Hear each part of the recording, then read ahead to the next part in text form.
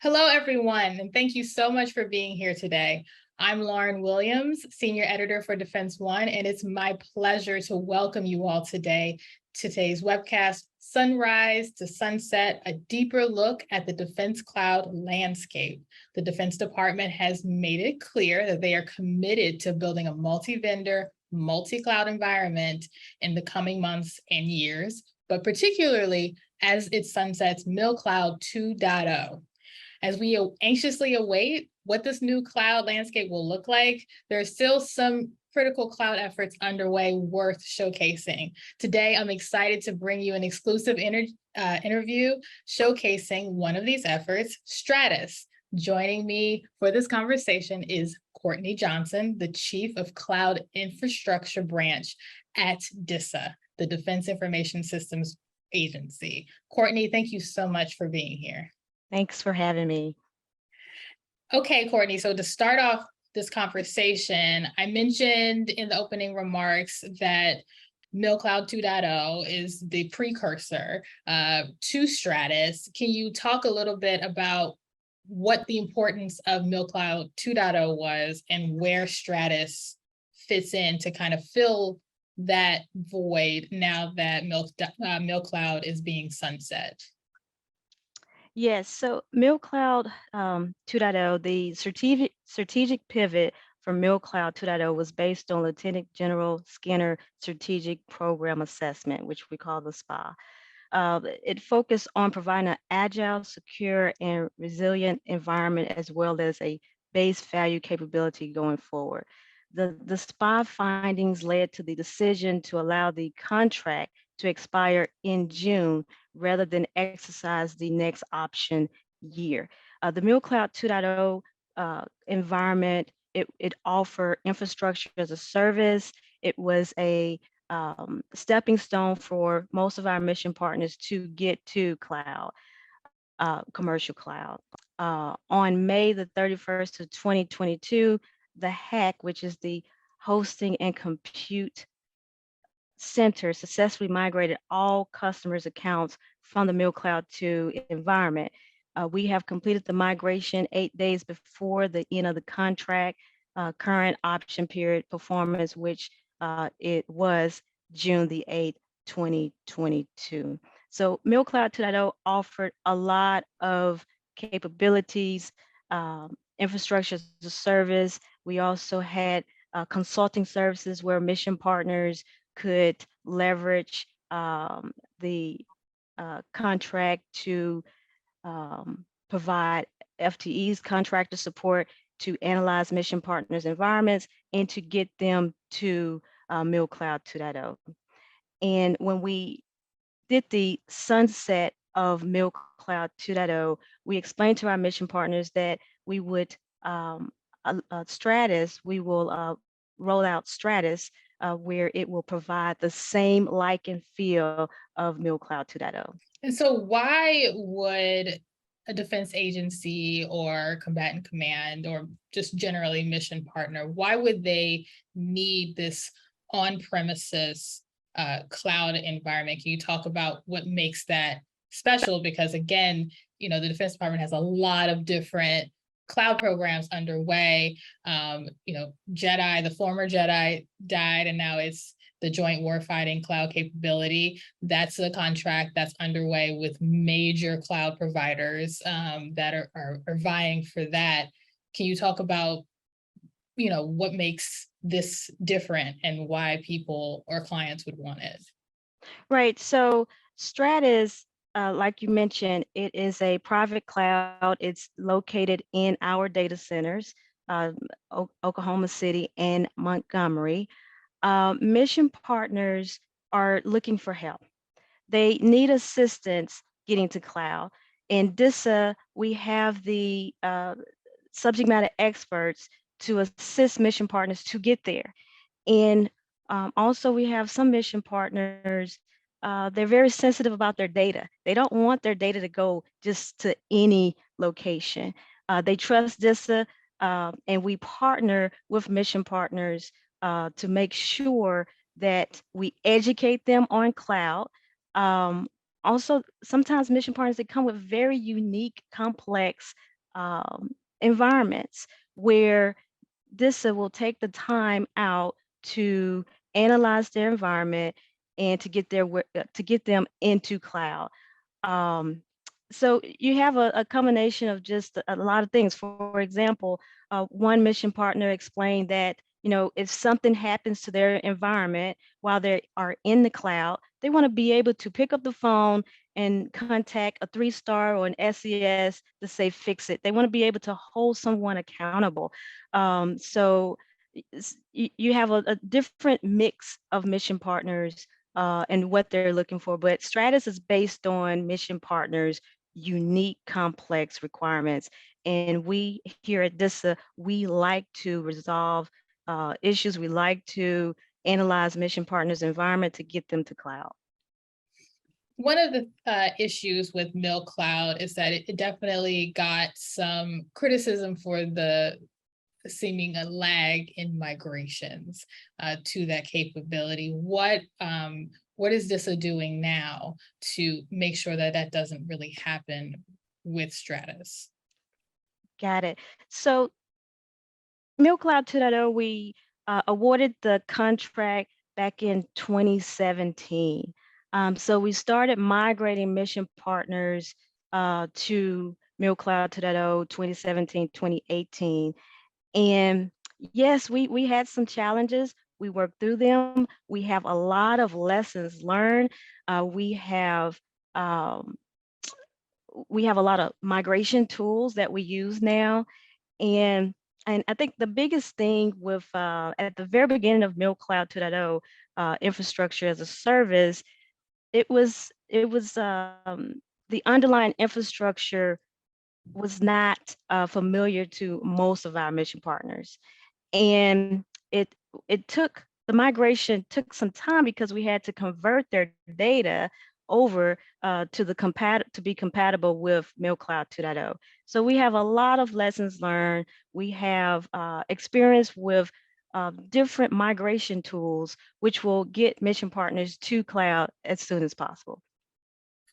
You mentioned data, and that just makes me think of the Defense Department's overall effort to try to make sense of all of the data that it collects and being able to send it to the right users very, very quickly. How is DISA taking that into account, particularly with like an on-premise solution? How are you taking that into account when it comes to Stratus and not making it so that data is just being like copied and siloed in a contained environment, if that makes sense? Makes sense. So it's once again, Stratus is based on mission partners' requirements. And if mission partners, we have different creative ways on storing mission partner data. And it, when mission partner comes to us, we partner with them to better understand their requirements for their data. And if it's something that we do not offer, we work with our mission partners to make sure that their data is, make sure that they can get to their data as soon as possible. So we basically, whatever the mission partner comes to us with their requirements to support the warfighter, we take all of their requirements and we make sure we deliver a good, best value product for them. Do you have an example of a recent migration to Stratus? Yes. So just to give you an example, you mentioned data. So when we went through the whole migration from migrating mission partners from MillCloud 2.0 to Stratus, we had some mission partners where um, they had not, well, two different things. They did not have a lot of data, so it was we used a migration tool to migrate their data over, and it took maybe 2 or 3 hours to migrate their data over, or less than that. So they were able to go through the whole migration and do the operational cutoff with no problems. And some of our mission partners, they have these applications where they have several end users who are using the application to get to their data. And the end user, they did not notice an outage. They did not notice the transition from MilCloud 2.0 to Stratus. Can you give us a sense of how many mission partners have converted from the MilCloud solution to Stratus, and then how many more is DISA looking to kind of recruit to take advantage of this? Okay, so back in December 2021, when the announcement from Lieutenant General Skinner announced that the sunset of MilCloud 2.0, we had 120 accounts. 120 accounts, meaning that mission partners, they can have multiple accounts, and within those accounts, mission partner can have one or multiple applications. And because this is cloud and mission partners can spin up applications and spin them down, spin up servers and spin them down, it's easy for us to track accounts. So we had 120 accounts. 95 out of the 120 accounts were infrastructure as a service accounts, meaning that they were on the MilCloud 2.0 infrastructure. Now, 60 accounts, 60 out of the 120 accounts migrated to Stratus. This was a great great success for us with migrating them to Stratus. For 18 out of the 120 accounts moved to commercial cloud. We were sad to see them go, but it just made sense because some of the mission partners, they use MilCloud 2.0 as a stepping stone to learn more about cloud and to also optimize their environment.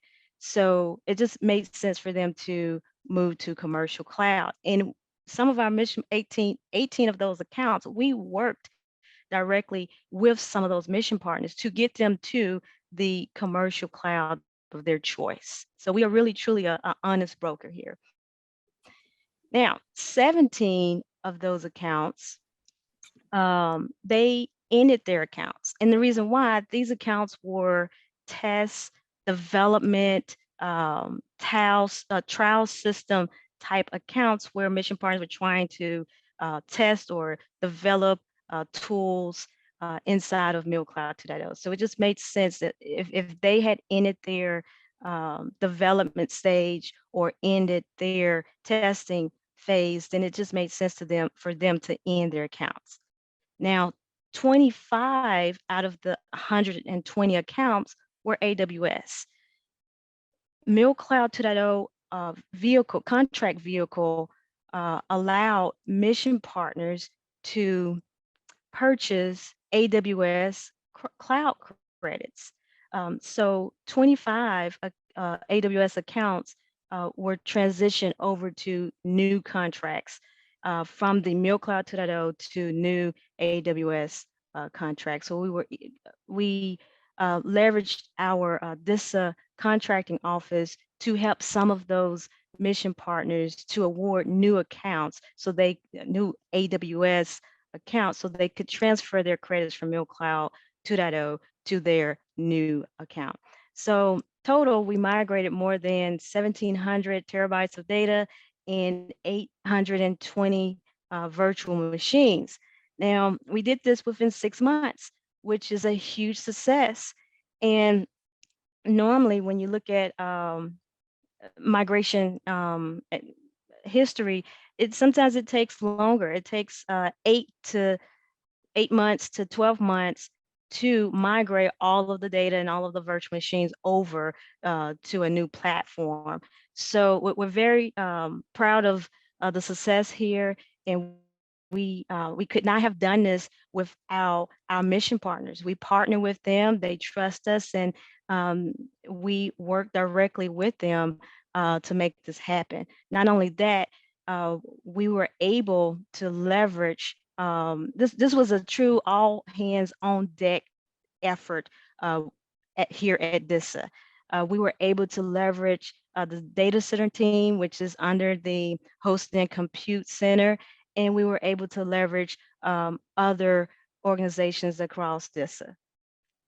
And I know we only talked about MilCloud 2.0, but also MilCloud 1.0.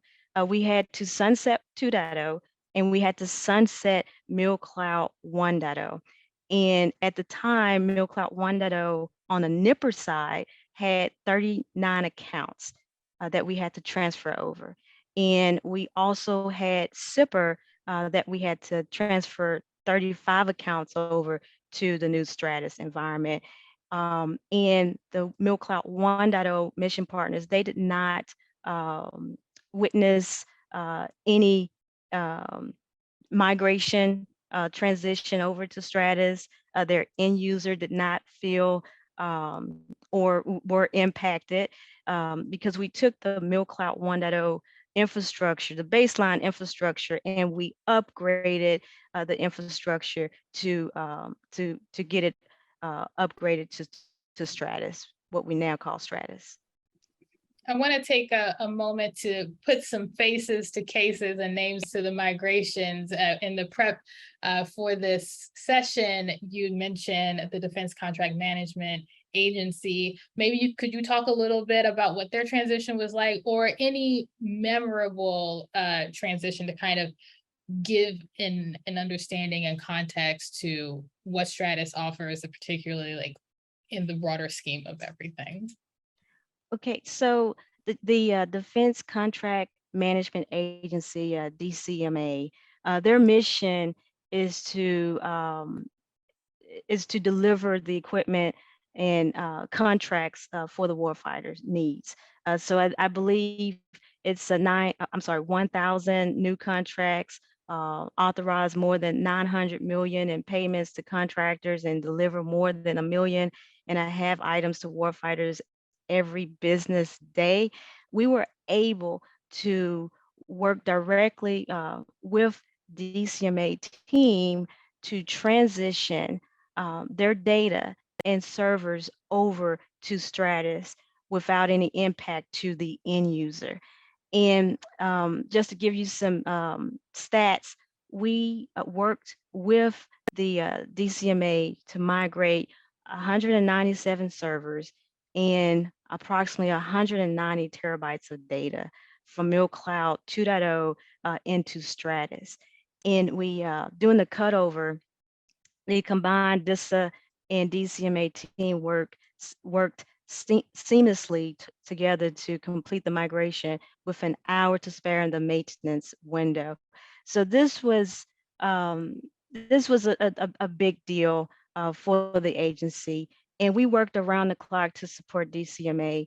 And it's amazing how when everyone comes together and get on one accord and have leadership support what we are capable of doing. So hats off to DCMA, but we were able to meet their, allow them to focus on their mission as we transition them from MilCloud 2.0 into Stratus. I know we're talking about Stratus, but I want to look forward just a little bit. Can you tell me specifically with Stratus, what can we expect in the next 6 to 18 months?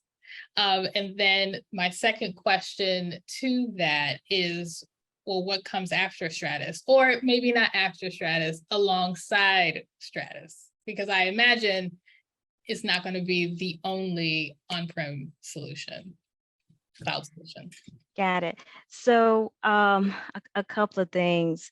For Stratus, we do have mission partners, a few mission partners we have partnered with. They are brand new to cloud. So we're working to analyze their environment to get them into Stratus. Now, I believe I mentioned before, we are truly an honest broker.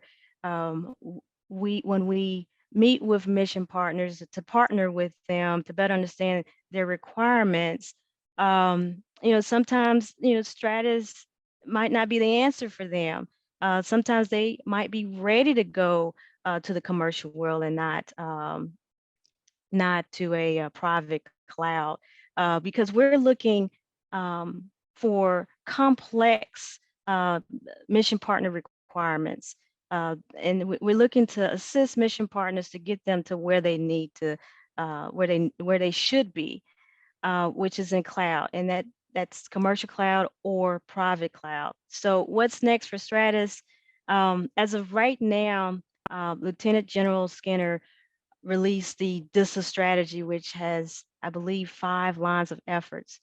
And um, Sharon Woods, which is the director of the Hosting and Compute Center, she has released the Hack Action Plan.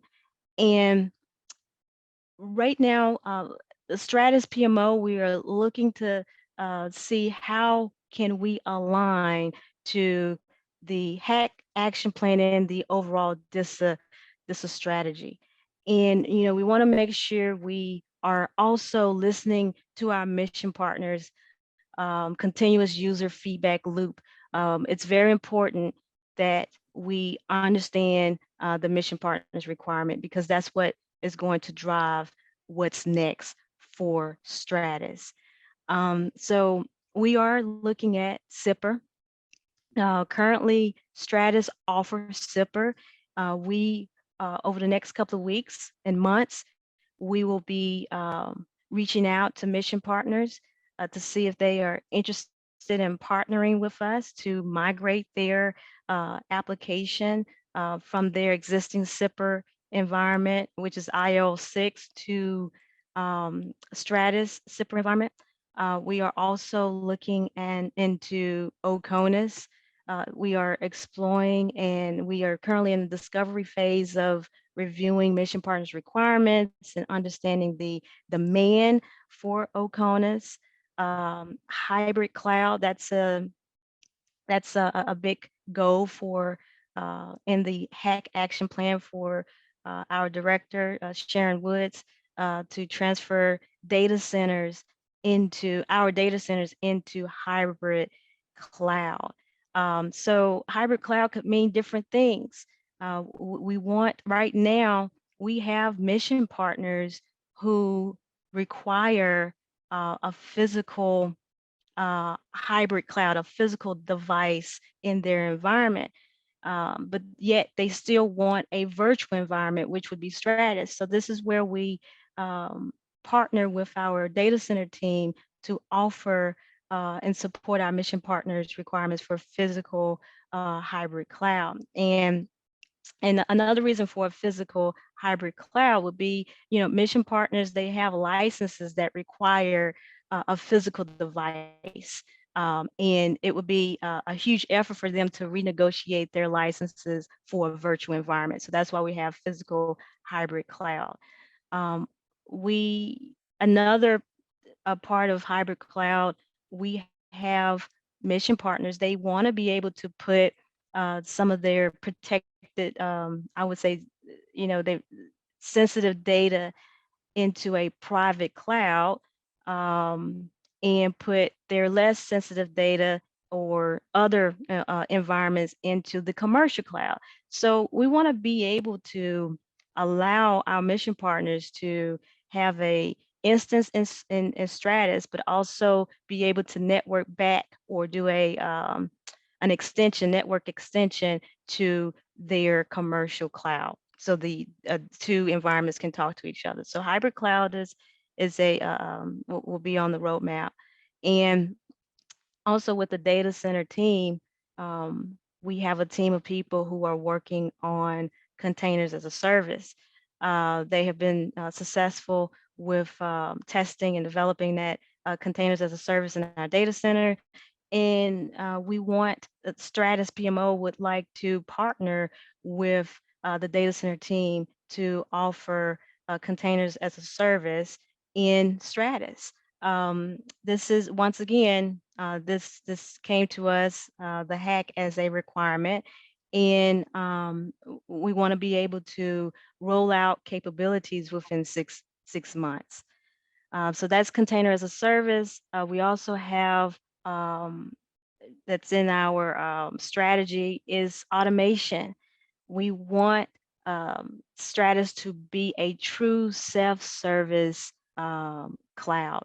Right now, mission partners, they are able to log on to our Stratus portal and order, if they understand their requirements, they can order Stratus cloud services and receive an estimate and even move forward with submitting their funding document and get their environment spun up in 24 to 48 hours.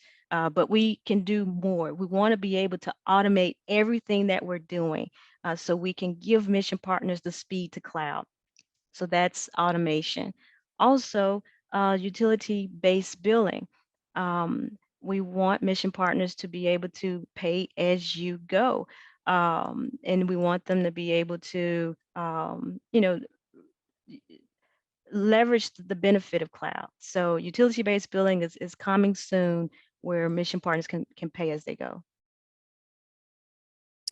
We have just a few minutes left, so I want to kind of wrap things up with like a pie in the sky almost type of question.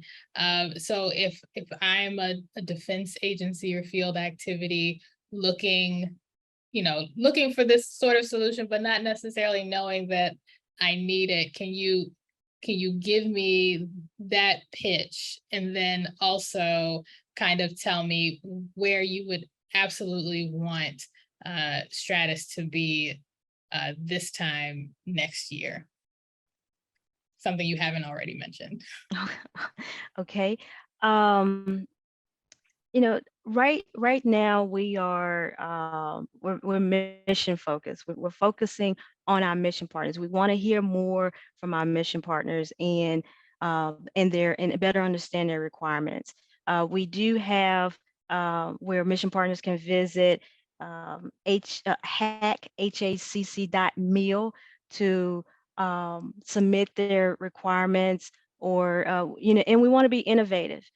So we're looking for those complex requirements. We are here to help mission partners get to cloud. So we want to hear more from our mission partners and let them drive what's next for Stratus. We have a team of subject matter experts across DISA, and we are just standing by and waiting to support mission partners to get them to cloud. So this is Stratus is the solution for it's located in OKC and Montgomery, and we're looking to expand. We're looking to expand in different areas. We want to be able to provide capabilities that mission partners can leverage. But this Stratus is truly a mission partner product capability. And if I gave you many billions of dollars to grow Stratus, tell me what is it that you ultimately would want it to accomplish? Wow. If we had the money. And the people. And the people, yes. I would listen to the mission partners, understand their requirements. I would take the funding to roll out capabilities to every 6 months. We would have a team of people where they are truly subject matter experts that would be set aside to educate mission partners, to analyze mission partners' environment. We have a lot of mission partners. They are not in cloud.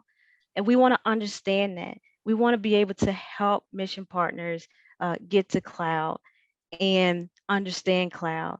And we have mission partners, they have subject matter experts on their team. They have integrators on their team. And but then we have some mission partners, they need the help, they need the support to get there. They need the training to get there. So Ms. Sharon Woods, she mentioned the technician of the future.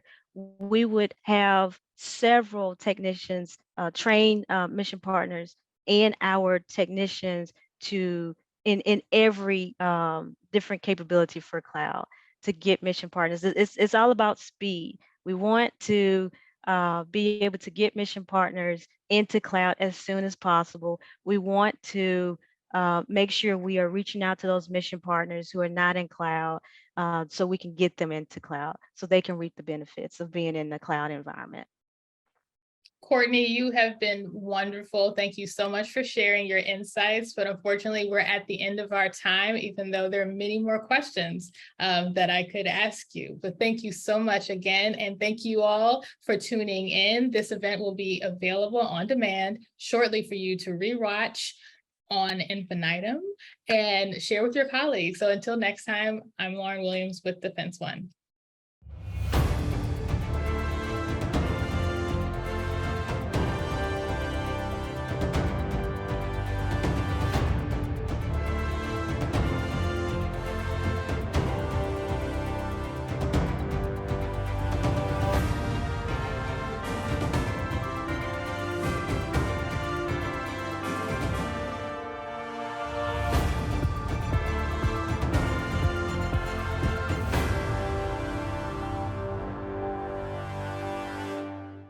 Good afternoon, everyone, and thank you for joining us today. I'm Alexis Lohr, Program Manager here at GovExec, and I'm thrilled to be continuing today's conversation with our underwriter, Salesforce. It's clear Enterprise Cloud Services provides capability to the warfighter across the joint force, leveraging cloud technology from headquarters to the tactical edge. To explore these capabilities more, I'm joined by Matt Jacobs, Digital Transformation Executive, GTM Industry Lead, Public Sector at Salesforce. In this role, Matt is responsible for developing go-to-market execution strategy for Salesforce Global Defense Industry Solutions. He brings 22 years of active duty experience to this role after serving with the United States Navy as a Supply Corps officer. Matt, thank you for being here today. Thanks, Alexis. Great to be here. I won't steal all of your thunder in introducing yourself and your role just yet, but why don't you share a little bit more about what you do? Yeah, thanks, Alexis. So, as you said, I'm a digital transformation executive, and essentially I lead go-to-market strategy for our defense line of business here at Salesforce. So, essentially connecting our capabilities and requirements, connecting with partners, and really focusing on moving our opportunities through the deal flow. Awesome. So to get us started, why cloud? Why are we moving to cloud? Yeah, so, our focus, in supporting DoD is to, maximize, optimize warfighter capability, right? And, with that, we really need to align our operational systems and our business systems from both a data and an engagement perspective. It's really important because we really need to get that right answer for managing resources to get that right capability to the warfighter. From what you're seeing across the department, what warfighting and business priorities can Enterprise Cloud Services address? And if you could, please touch on why these are important. Yeah, just to name a few, and I'm going to focus here on some business type requirements. Retention is a serious issue right now that we're seeing in DoD. U.S. Army is a perfect example with recruiting challenges. With cloud solutions, we can figure out and make better decisions about who to recruit, improving retention, and managing the force in challenging times during inflation and pressure on pay raises. And this is a true national security issue. Financial management, we have constrained budgets. We really need to get a more accurate data picture to stakeholders and decision makers in an accelerated manner. Logistics and supply chain, we really need better visibility from both a capacity and a security perspective, and also industry engagement, getting better products quicker to the warfighter. We need transparency on both sides of the acquisition process, two-way information between the requirements holders, industry, academia, and also private investors. That's just to name a few. Okay. And what do you feel, what DoD cloud efforts address these challenges? Yeah, so I mean, the focus here is on business system modernization, replacement of retiring legacy systems, improving that UI UX, changing the way these systems sort of interact, and shifting the business focus from function driven to service member or civilian driven, so that we can get the best results. So to go into a couple examples, a hire to retire platform, really, and giving you that 360-degree view on that hire to retire life cycle, and using this system of engagement approach to transform this user experience, and allowing subject matter experts to make better decisions about maintaining retention, improving recruiting. And so we believe that is a great solution for cloud. Another example is financial management, an FM 360, if you will. And basically, it allows defense organizations to sort of transfer their enterprise business systems and re-engineer business and budget processes to improve efficiency and effectiveness of finance functions. That could be to support audit readiness. That could be to support the POM, the PPVE, and budget cycle. It could be for sort of minor functionality like G-invoicing. But again, getting the right information to the right stakeholder, having that transparency, reducing sort of those swivel chair type actions, and be able to focus more on actioning items and versus mining for data. Gotcha. And those are just to name a couple. Okay. Thank you for sharing. All digital transformations come with their own roadblocks and challenges. What do you see as the major challenges with the transformations you just covered? Yeah, absolutely. I firmly believe a lot of this is culture. You need to get buy-in from the stakeholders, and that starts in the design process. This is about changing the way we operate, the way we do business. And, as we all know, in whatever industry we're in, change is difficult. There's definitely friction there. Organizational alignment as well. A straightforward program management approach doesn't always work, okay, especially in technology solutions.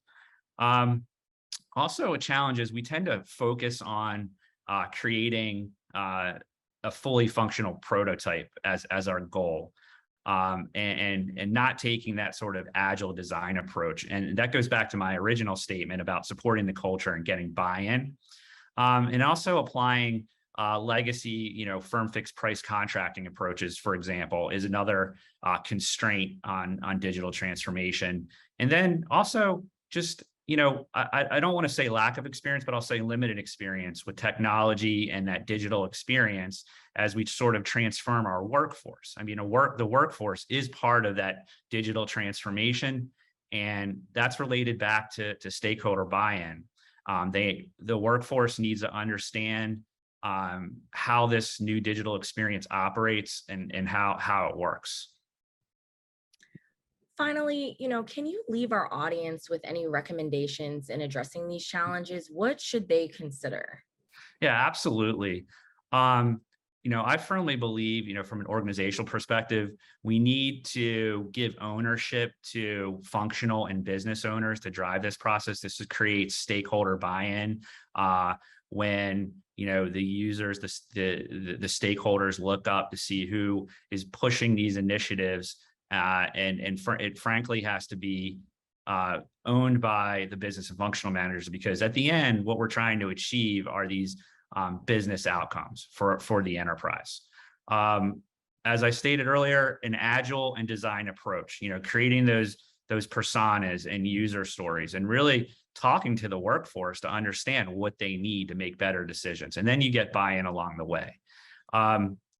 Really need to shift from a traditional delivery center to a digital transformation center approach to really get digital experts involved. And again, supporting buy-in from all stakeholders, but building that functionality to achieve business outcomes through a digital experience needs to be run,